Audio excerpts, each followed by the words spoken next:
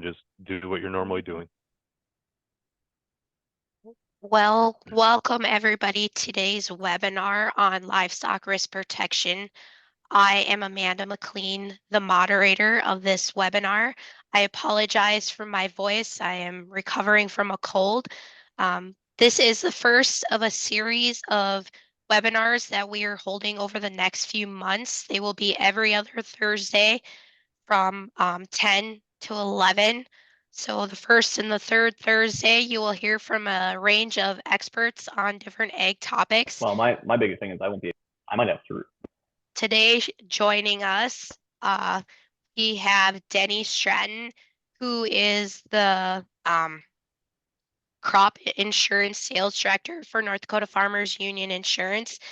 Denny has been working with Farmers Union Crop Insurance for the past 19 years. He started as an agent in 2004, and since 2010, he has been in management. He overlooks the sales directors for agents in North Dakota, South Dakota, Arkansas, and Utah. We also have Lance Gollickson, who has been a Farmers Union insurance agent since 2006, and he is in the Lisbon, North Dakota area, where he lives with his wife and 2 boys. They are also active on their family farm and ranch, while he also is an insurance agent. And then we also have Zane Axman, who is an insurance agent in Mohall.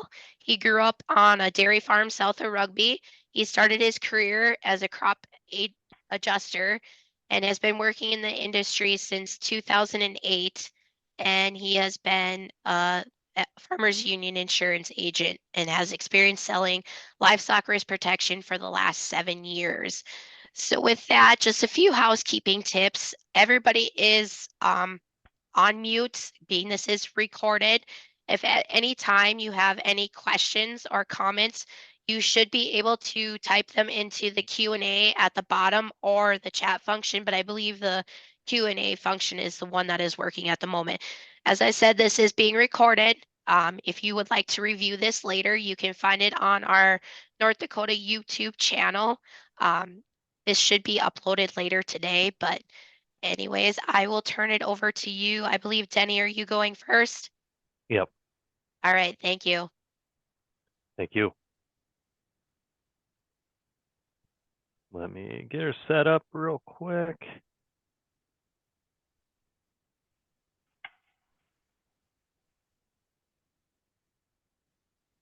Right.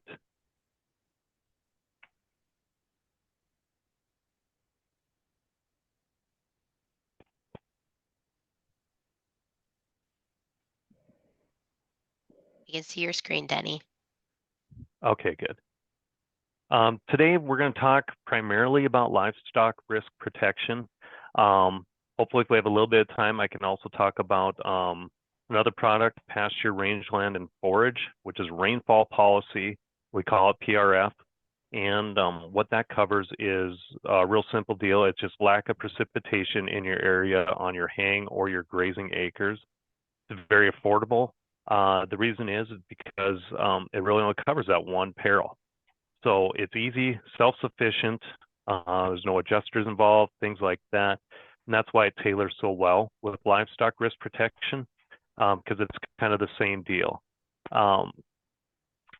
One thing about them, we call them both risk management style policies because that's what they are. They're covering one peril. Livestock risk is just going to cover declining prices. PRF is going to cover lack of rainfall, which are 2 of the biggest scares that I think most ranchers face. And the thing is we know their schedules are busy. So it's kind of nice to have self-sufficient policies like this that no adjusters are involved. There's not a whole ton of reporting and meeting over and over. We can keep up with technology really easy, and there's not a lot of work involved. So with that, I'll get started on livestock risk protection. What is livestock risk protection? It's designed to protect producers from declining livestock prices. You're going to get it for feeder cattle, fed cattle, and swine. It's available all year long for ranchers. Anyone with any ownership. So you can buy it basically any trading day throughout the year if you see fit. The main bullet point on here that I like to point out is it is a subsidized insurance policy like your crop insurance. So that makes it a lot more affordable, a lot easier for people to get into the first time and make sure that it works for them. But like I said before, think risk management. The main caveat in this is we hear this all the time from people. They call it livestock insurance, and then they start to think that there's other perils covered, mortality, maybe it's lightning, things like that. And that's not the case here. This is a very simple policy with price protection only. You're going to see options run here by Lance and Zane today for 70 to 100% of coverage, but most people try to load up as heavy as they can to ensure their profits and make sure that they're made whole. Next slide here. So insurable livestock, we have three. I start with feeder right away because that is the most common one. When we break down the feeder cattle, we're going to have 200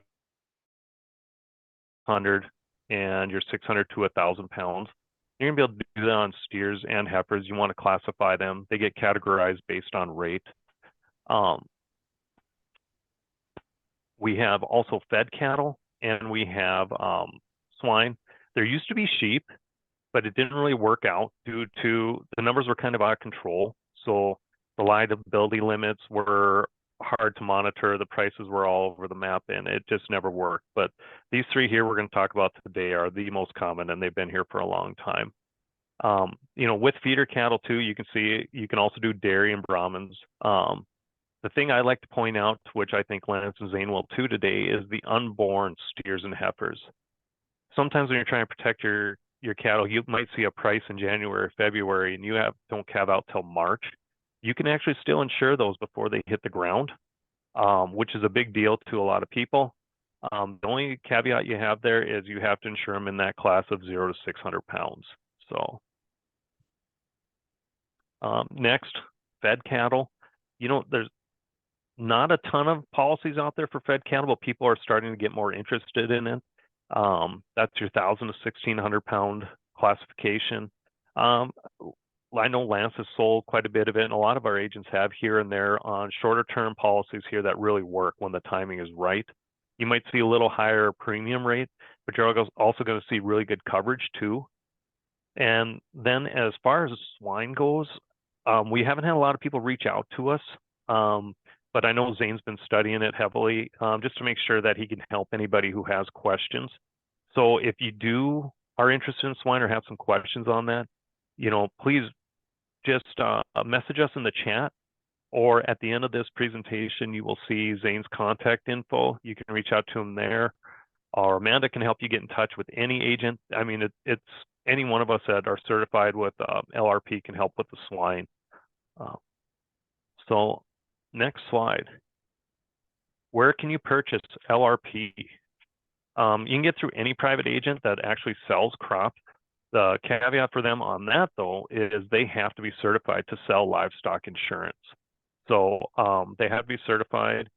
I say just because they're certified doesn't mean they've done it a lot yet. Make sure they know what they're talking about. I'm lucky enough to work with a lot of agents that come from this background, so it makes it a lot easier for them. They grew up in the livestock industry, things like that. But people always say that, well, how would it work with this? Why do they need to know? And in my head, I think it works best for a customer if they see a quick illustration to get a feel for the price and the guarantees and the premium rates from their agent right away. Just let them know when you plan on selling your calf so they can kind of put it together. As soon as you see a price you're comfortable with locking into, guarantee your calf crop revenue, usually then you want to lock that in. Sorry, I got off track here, but I'd say most of our LRP agents are running quotes every single day, just checking the markets after they close, usually after about 3:20. And if you see something you like, you let them know, and then they have till 8:25 the next morning to get that submitted to the home office and make sure it's something you like. And those prices are coming from Chicago's Group Feeder Cattle Index, of course. It's a quick application. You can do e-signatures, anything you need, so you don't actually have to be there, just to make your life a little easier if you are busy.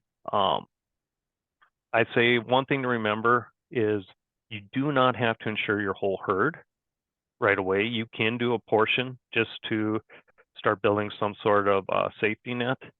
But I'd advise, if you see a price you really like and are comfortable with, especially your first time buying it, to do a good job on that and insure as many as you want to be comfortable with. We have had people in the past only insure a third or a little less and say, well, it's going to go up again, and then I'll insure the next batch, and then they kind of regretted it for a while. Luckily, it did come back up eventually later where they're okay, but it wasn't quite as good as when they could have bought it last fall at that time. So we try and tell everybody, if you see something that you're happy with for a price, that's the whole point of this, is for risk management. Otherwise, I mean, you feel like you're gambling as a farmer or rancher half the time anyway with the grain markets. This is to help protect you from the downside. So try and use it for what it is. Next slide. Who is LRP for? I'm using feeder cattle just because it is the most common one. But so that'd be 1,000 pounds or less if that's what you're going to market your cattle at. But really, it's for anyone who has an ownership interest in the cattle themselves. Other interest types do not count. And I know there's people that are attached to cattle in some sort of investment or way, but you have to have proof of ownership somewhere that you have that kind of interest in it. We just want to be clear on that. With that, I'm moving on the next slide to Mr. Zane Axman. Thanks, Denny.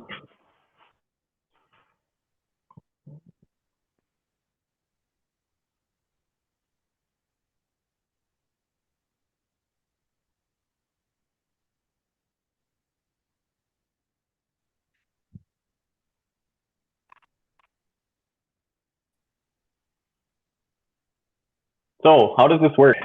So basically the LRP, we got some different coverage, like Denny said, and it's all based off of steers, heifers, and if on their weight. So when we first talk, I always say steer 1, steer 2, heifer 1, heifer 2.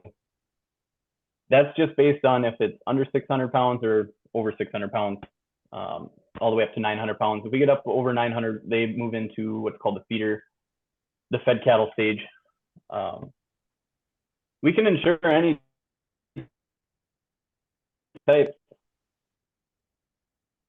Also, can you see my screen, my PowerPoint?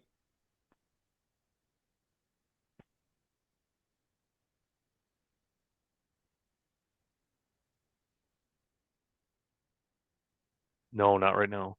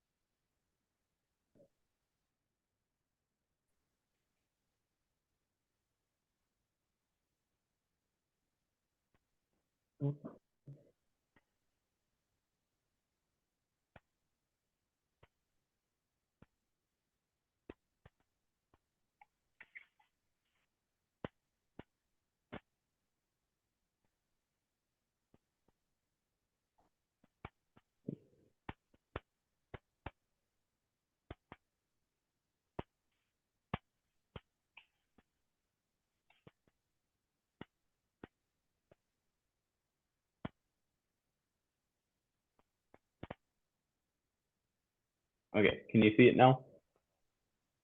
Yes. Okay. All right, sorry about that. Denny. Okay, so how does it work? Sorry. Go ahead. I was going to ask, are you guys okay? We could probably share these slides too with people who have attended, if you guys are okay with that.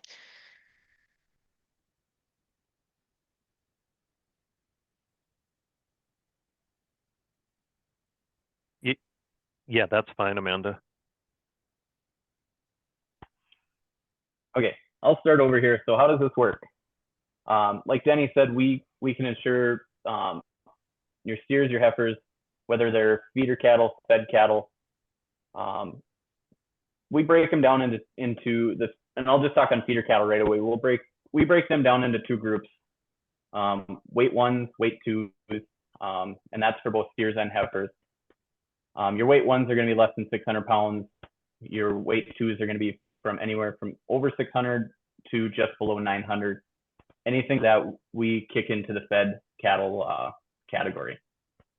I get a lot of guys that ask me that what if I don't get my cattle all the way up to say 700, and some of them only get to say under that.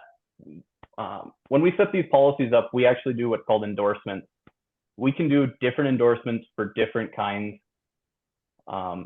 So basically, when somebody calls me and asks me about this policy, I just ask them, what do you regularly run your cattle to?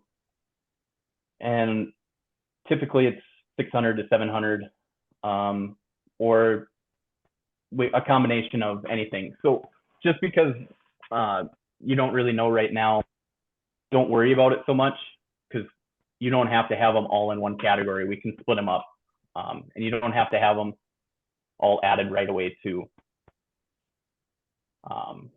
The indemnity is payable on the actual ending value.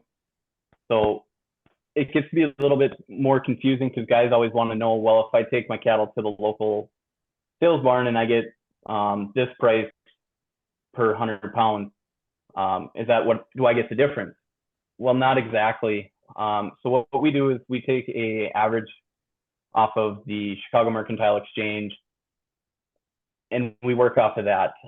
How I do it is throughout the day, I go through and I just kind of follow the CME report. And then we have to kind of wait and see where it ends at the end of the day. And that's where we come up with our values.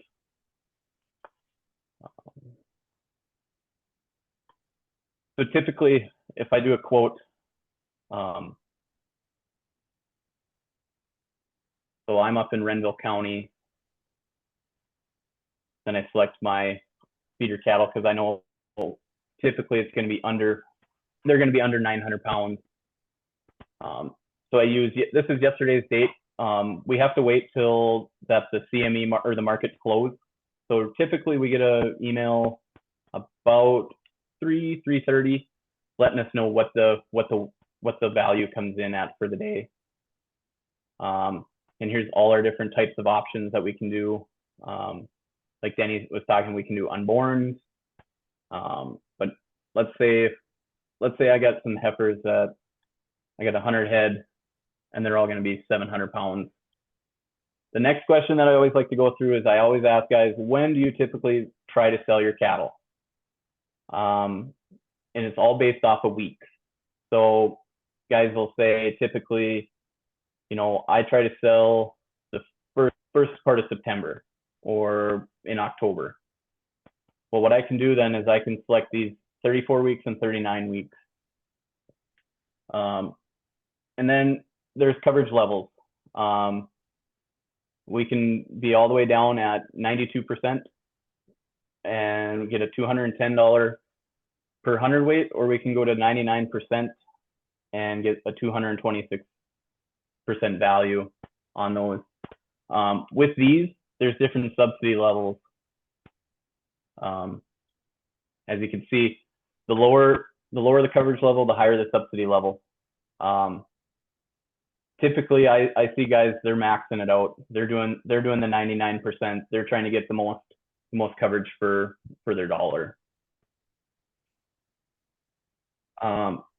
With this subsidy levels, there is also, if you are a beginning farm and rancher or a veteran farm and rancher, you can also get an extra 10% on your subsidy. So how do coverages and prices are calculated? So this producer, he wanted to do 1,000 head at 700 pounds, and he elected a coverage price of $220.06. So we take the 1,000 head times the 700 pounds times the 220 and 6. That gives us a estimated value of $1,540,000 and $420. But he comes to, at the end of his term, the actual ending value came in at $210. So they show that that value is now at $1,470,000. So his lost payment on that is going to be $70,420. Like Danny said, typically we don't see guys do that many head. It's out there, it's possible. Typically, most of my guys are doing at least half of their herd.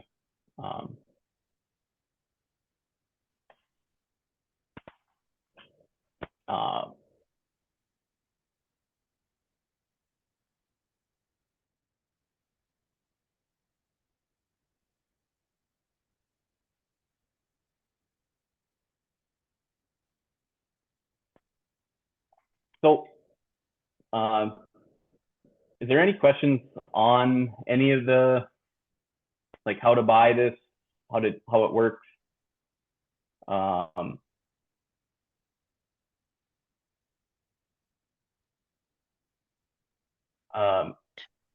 It's basically Nope. when guys call me, I set up and I ask them, you know, how big, how long, when do you want to sell by, just questions like that. So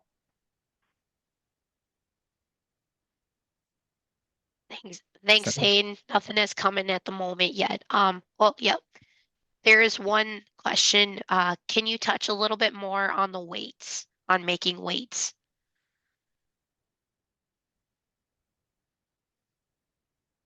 sure.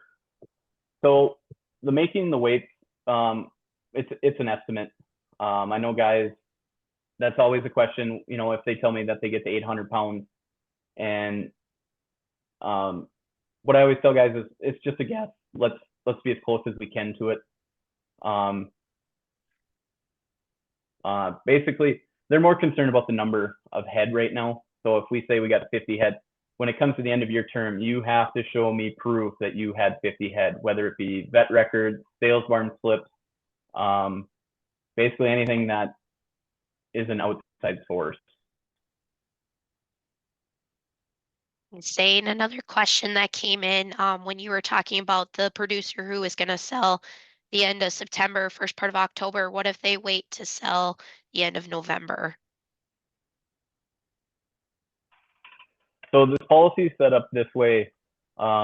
You actually, so if I do a November 1st date and I come in October and I see that the local sales barn's got some pretty good prices, I can sell 60 days prior to that date, but just know that the day you sell is not the day that the price locks in. So if I have my November 1st date and I decide to sell in, say, October 15th, I still get the day whatever CME closes on November 1st. And that goes 60 days before, and it's unlimited prior or after that date. You just gotta have proof that you have those cattle. I had a guy just this last week, his date ended just right before Christmas, and he's going to hold on to his cattle. He sent me vet records for vaccinations, and the company accepted those, and he should be getting a check here in the next couple weeks. Thanks, Zane. Another question that came in. Again, if anybody has any questions, please type them in either into the Q&A or the chat function. And we will have some time at the end too, but it's always good to have some conversation while we're talking about it. This operator is asking, our operation is currently backgrounding. We are going to be selling early May, and some cattle will be both sides of 900 pounds. What is the best option there?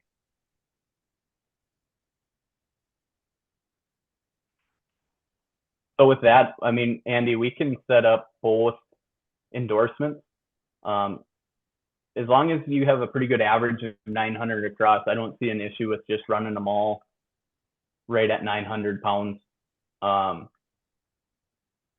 It's something that we can sit and visit more about on that, but just know endorsements, just because we set up a policy doesn't mean all the endorsements have to be the same. We can make changes on those. Then another question that came in, what if you decide to take all cattle listed on policy to sales barn?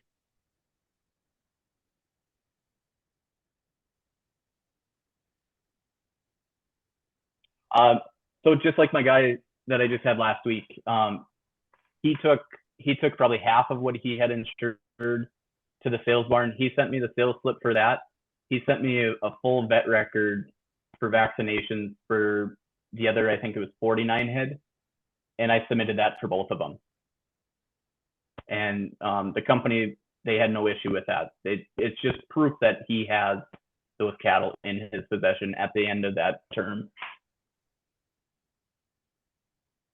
All right, well, I think we'll take one more question and then we'll move on to Lance, I believe would be next. But Zane, being we're on this topic, where is the report that shows the actual ending values? So the actual ending values come from RMA. You can find them on RMA's website. It's the RMA LRP report is basically what it is. It takes to populate, and you just plug in your info. See if I can get it pulled up here. Okay, maybe we can drop that link in the chat or the Q&A for the website so people can find that if they'd like, if that's possible. Okay. Yep. All right. Yeah, Well, I'll make that available. all right. Thanks, Zane. Well, I think if you're done, we'll turn it over to Lance now. Awesome. Thank you. Good morning, everybody. Yeah, we'll just kind of continue on with the benefits of LRP. So kind of like Zane and Denny talked, there's a significant benefit just in terms of limiting your risk. It guarantees your price, limits your basis, any number your head can be insured, as well as you can have numerous endorsements to cover your operation, and then a wider range of target weights. So it's a very flexible product. The product itself is really designed. The one thing I've liked about it, working with producers and on our own family operation, is basically you can do as few as 1 head, and you can do as many as 1,000 head or more. So it really is built to order, and it's built to basically capture your appetite for managing that risk, as well as basically your flexibility. So I always tell people you can do as many head as you want, you can do as few as head you want, and you can do this as often as you want. So the calendar year for LRP tends to run from basically July 1 until June 30th of the following year. And so right now we're in the 2024, we've been in the 2024 LRP year since about the last half of this year. And that'll go until the first half of 24, and they'll actually switch to the 25 marketing year.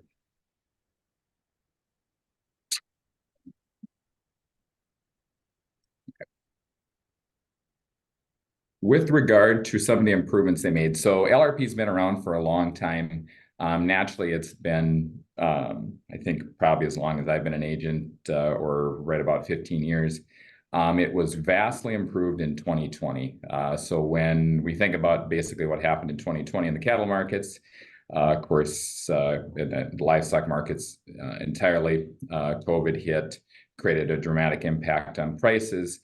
RMA several months later had came out with several improvements to LRP that really did change, I think, fundamentally both how the program is used by producers, as well as just the overall functionality. Increased subsidy, as well as some flexibility in terms of the additional being able to pay the premium at the end of the period versus at the beginning, and then some other flexibilities that we'll touch on here in a little bit. You can do as many as 12,000 head for both cattle per endorsement. 25,000 per crop year, 70,000 on swine. So this thing is designed to basically cover every single size of operation, whether it's an operation with as few as 1 to 10 head, or is operations in the hundreds, if not in the thousands. We've seen a lot of people that traditionally used to use futures and options that have migrated over to the LRP platform, primarily due to the flexibility and competitiveness of LRP. And it's a much simpler product. I've got personal experience with futures and options on our own family farm.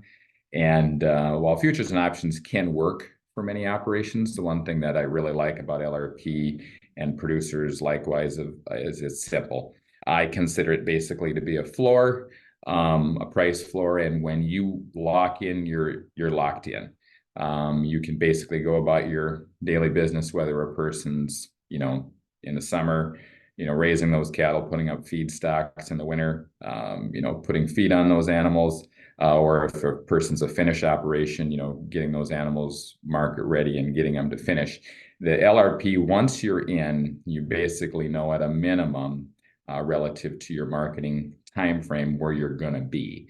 Early on in 2020, I reached out to just my local lenders, and after seeing some of the improvements, and I personally considered the improvements along with the flexibilities that they made to be kind of a take it to the bank number.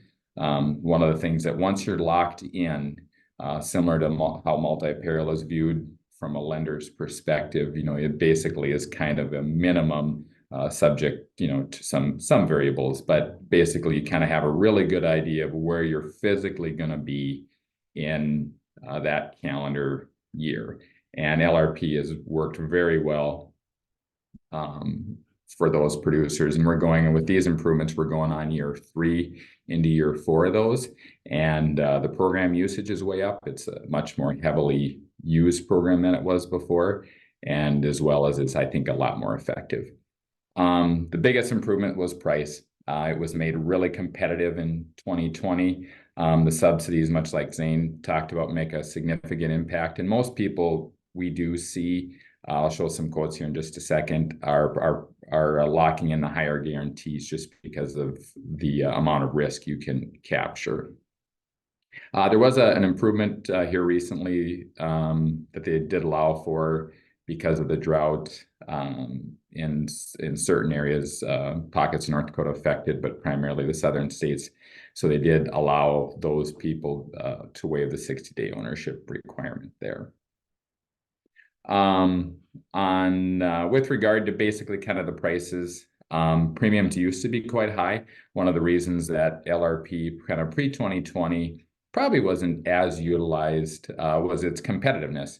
As a product that it was out there, it was I would say working, but with the improvements, especially in the pricing, and then when the premiums and stuff were due, it's really allowed a better fit for producers.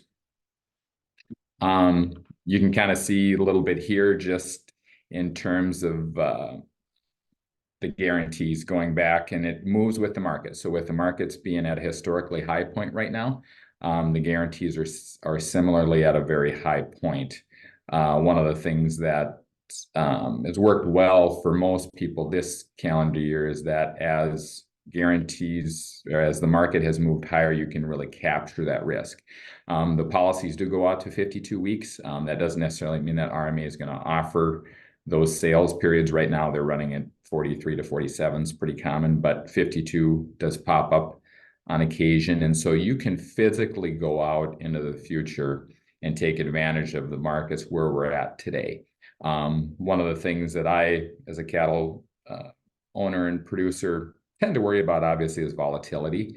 I think, whether it's the livestock markets or pretty much any of the commodity markets, is the volatility factor. If we historically look back and, if we go all the way back to the mad cow scare in the late 90s, the plant fire, the Tyson plant fire, the COVID, one of the things that's moved the market majorly, and of course, many people weren't expecting any of that.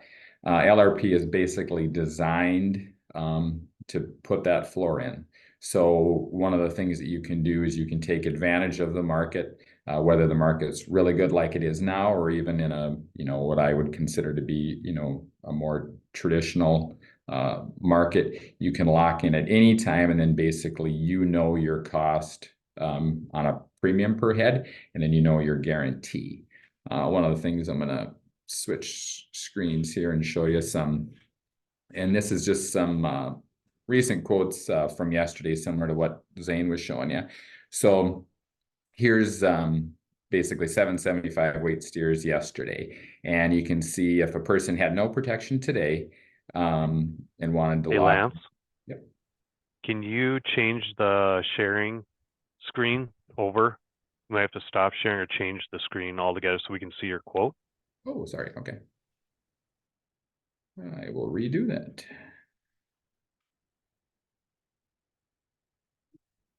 There we go. Is that better? Sorry about that. Yes. Okay. Thank you. Yeah, my apologies.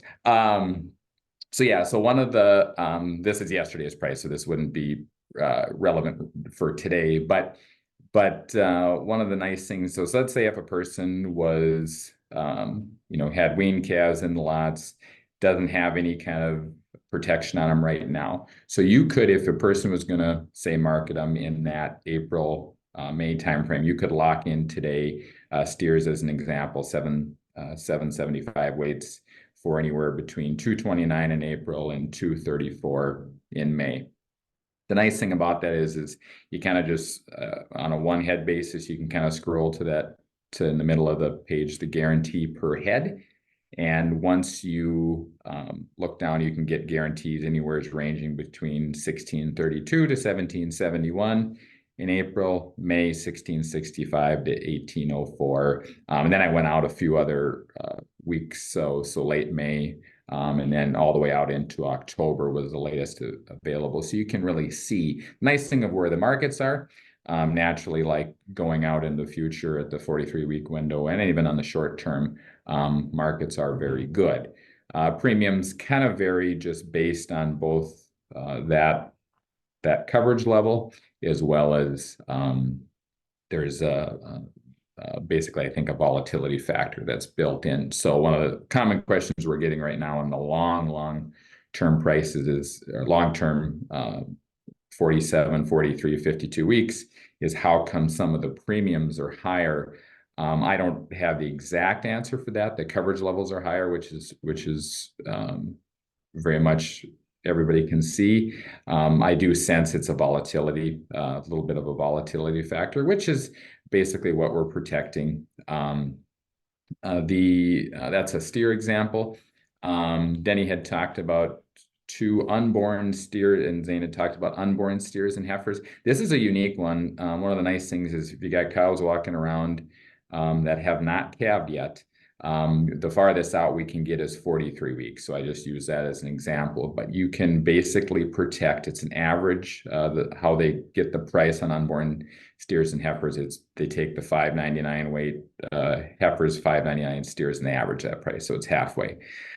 So you don't have to worry about basically picking, if you had 100 cows that were going to calve, and in a normal year, using a normal mortality rate, you could insure as few as you wanted to, as many, and you could put a floor underneath them today before they calve. And hypothetically, if you were going to market your calves, let's say in that October timeframe, and they were going to be in that, under 6 weight category, $5.99 is this example. I mean, you could put a guarantee of up to $1,600.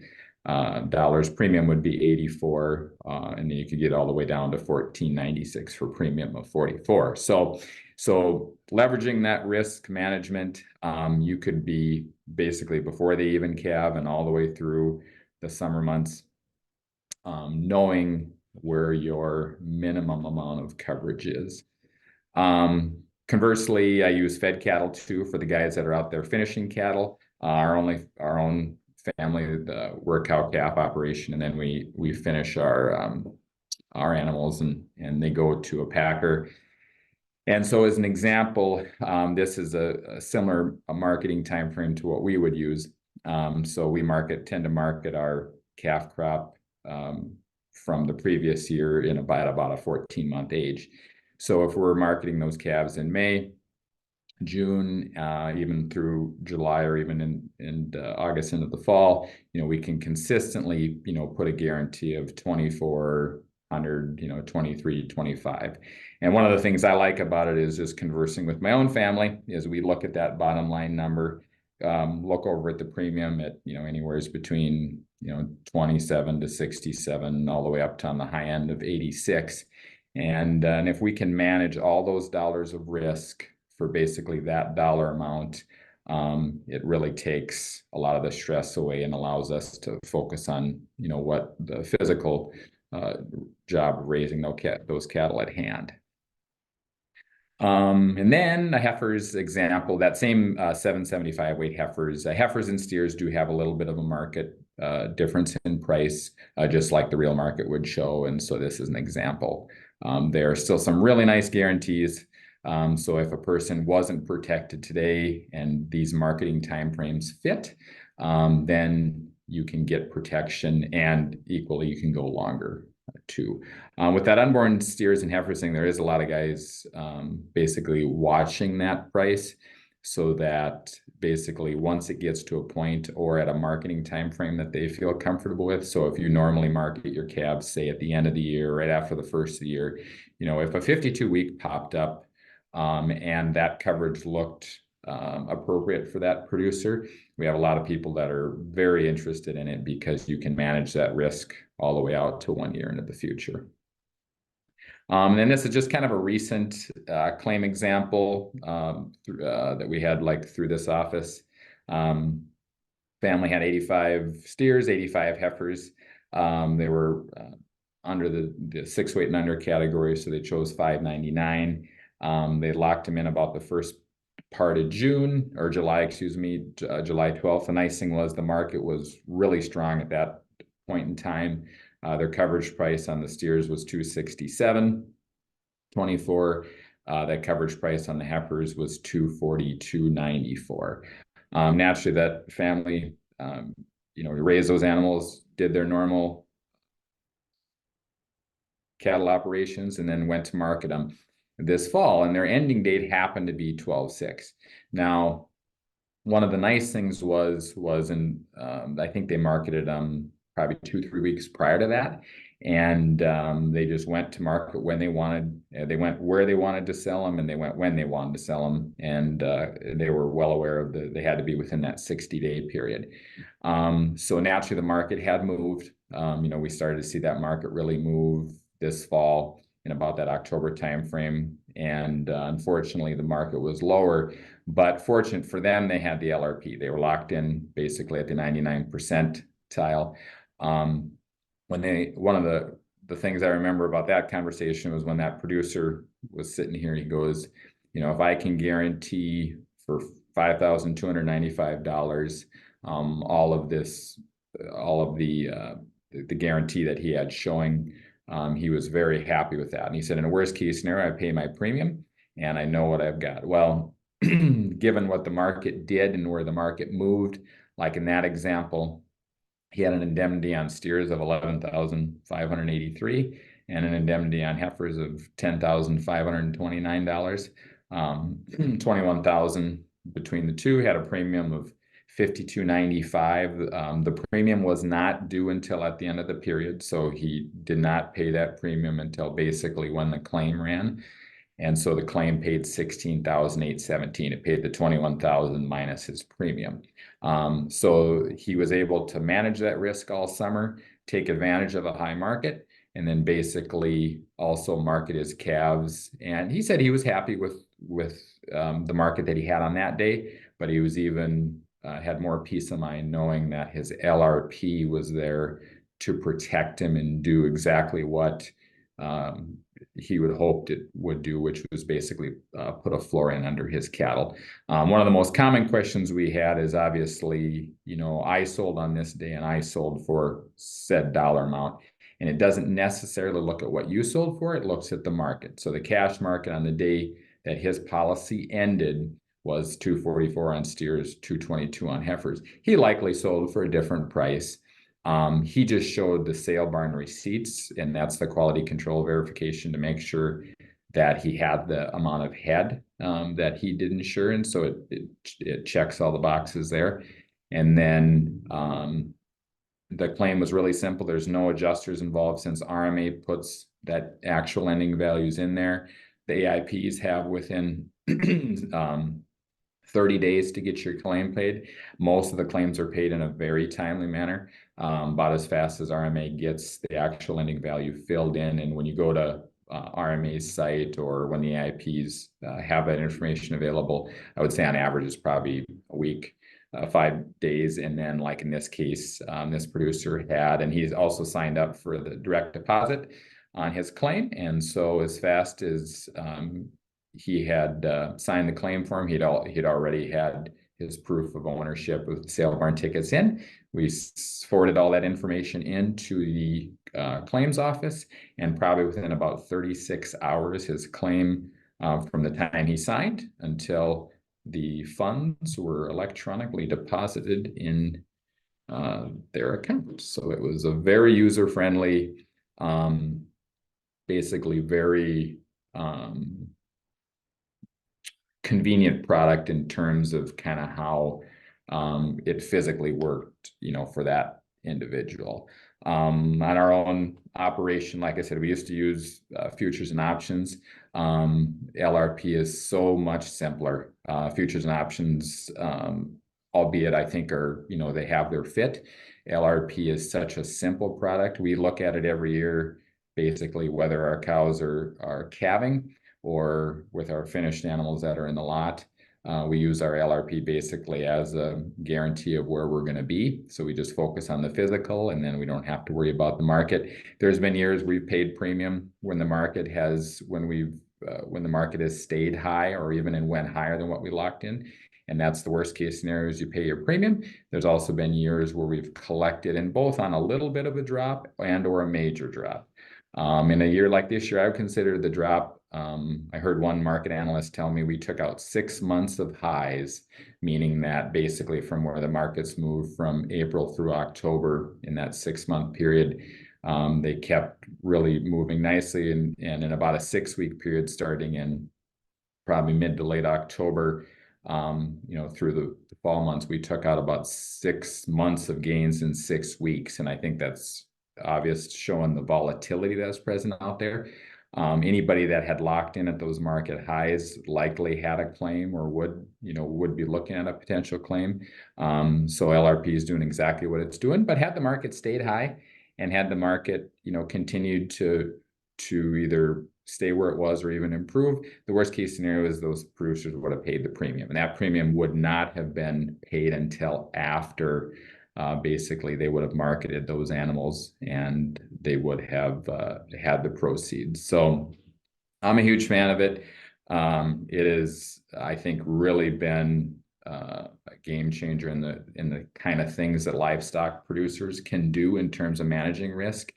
You'll hear a lot of articles and ads and stuff about it, and I think it's going to be a very popular product. It already is, and I think it's going to continue to be a pretty good mainstay. And lenders tell me all the time they're really using it, to help manage the risk for producers of all ages, especially younger producers. I had a couple young guys tell me that they feel real comfortable buying higher priced cows and bred heifers, knowing that they can put LRP on the calves that are going to be coming out of them, at least for that 1 year period of time. And so yeah. Any questions? Yeah. Yes, Lance. One of the questions is, when I'm looking at LRP, how do I decide what is the best time frame, the number of weeks, to insure my cattle? Yeah, great point. So since the actual ending date, the way that I've approached it is so in any quote that you're looking at on any day that it's available. So since you have that 60-day window, I personally believe you probably would want to be a little bit, realistic to when you would market, but a tish on the long side. You wouldn't want to cut yourself short. So as an example, like if if a person was unprotected today and was looking at that, say, April or May timeframe, well, if someone said to me, I'm not going to market my calves until, say, April 20th. That's when I'm going to sell. Right now, there's basically 2 periods available. There's 13 weeks and 17 weeks. 17 weeks gets you to May 1st. 13 weeks only gets you to May or April 3rd, as an example. So if you cut yourself too short, your policy may end sooner than you would market. And I don't feel that would probably be in most people's best interest. So in many cases, it's better to be on the long side. Everyone is different. That's the beauty of this. You decide what's best for you. I've had some people come through here this fall that did intend to market their animals, and their LRP policy came due on the actual ending date, and they still got paid, and they did not market them. They basically had an affidavit showing that they had the animals, but they continued to put weight on them, and they just felt that they could improve it, and they ended up taking out another LRP policy for sometime into the distant future because they wanted to put more weight on. So you don't, it's got some flexibility built in there, but don't cut a person too short, because once it ends, it ends. Whereas if you see, a couple of years ago, I had a gentleman tell me that he was about 30 days out from his end date, and the market was really hot and it was really good. And he had some opportunities to sell into that hot market, so he did. And then his ending date came 30 days later, and he still got paid. It moved just a little bit, and he sold for a good price. So that gave him, I think, ultimate flexibility there. Thanks. I think that kind of answers a similar question, where it asks if a producer happened to sell 60 days ahead of that endorsement ending date. I think you kind of covered that twofold. Yeah. So go ahead, Lance. Yeah, the 60 days, I try to make aware, and Zane likewise, to most producers, you do not want to, because if you sell more than 60 days out, the policy will end on those animals. So you want to be in that 60-day window. You don't want to sell before the 60 days. You want to sell within that 60 days, but you do not want to sell before, unless like the exemptions they made for the drought, but in a normal case, no. Gotcha. Zane, a question for you. So the producer who sells his steer calves in the fall and he sells his heifers in the spring, the next year, can he have 2 different LRP contracts for them, or does he have to have them under the same one?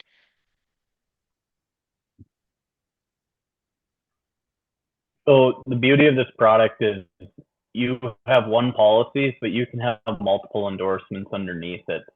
I can have an endorsement for my steers. I can have an endorsement for my heifers. I can have them end in November for the heifers, and I can have them in February for my steers. So it's one policy, but you can have many, many endorsements underneath it. Thank you. Does anybody else have any other questions? Maybe Lance or Denny, you guys want to put your contact information up? So if people have direct questions, they can reach out to you, or we can surely share that with people who are attending too on this. Or if you want to, you can also reach out to many of the Farmers Union insurance agents are experts in this area, or if they're not, they know how to get a hold of these guys to kind of put you guys in connection. So again, we're coming to the top of the hour.